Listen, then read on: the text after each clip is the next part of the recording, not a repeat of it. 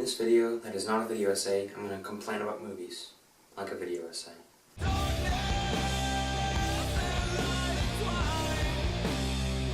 I'm not going to pretend like Hollywood blockbusters used to ever be some form of high art, but their quality has noticeably declined over the past few years.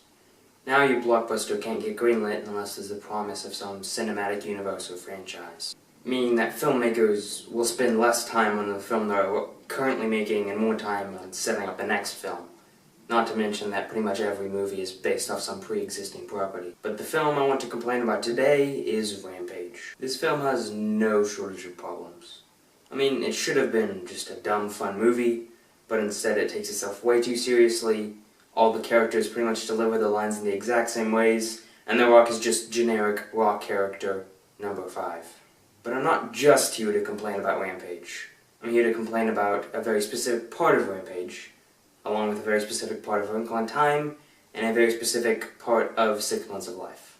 That's my movie. And what I'm talking about is overestimating your audience's compassion for your characters. And more importantly, forgetting to develop your characters altogether. Okay, let me explain. Spoilers for Rampage, I guess, but at the same time, the movie is total crap and no one cares. So maybe about 20 minutes into the film, this random girl is introduced. I forgot her name. I'm just gonna call her Person. And it is revealed, like, 10 minutes later, that she was lying to generic rock character number 5. The movie seems to forget that we've only known her character for like 10 minutes, The Rock's character for like 30 minutes, and we do not care about either of them. I mean, to be honest, I even forgot what she was lying about. I think it had something to do with, like, she worked for the bad guys at one point or something. I don't know. This is such a dumb movie.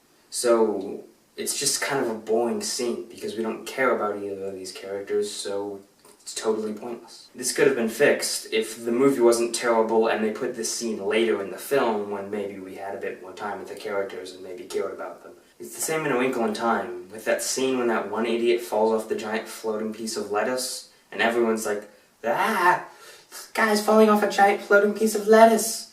But then... But then we don't care about any of their characters, and also the guy is falling off a flying piece of lettuce, and that movie is profoundly bad. I'm complaining a lot in this video, I'm sorry. Anyway, what I'm saying is emotional climaxes should happen after you've already developed your character, or else they're just random pointless scenes that are just boring and no one cares about. I mean, you're expecting your audience to get invested in a character. You can't just expect them to get invested in generic rock character no 5 and Person. In fact, most good standalone movies even don't really have an emotional climax. It's just the character arcs are woven in with the plot.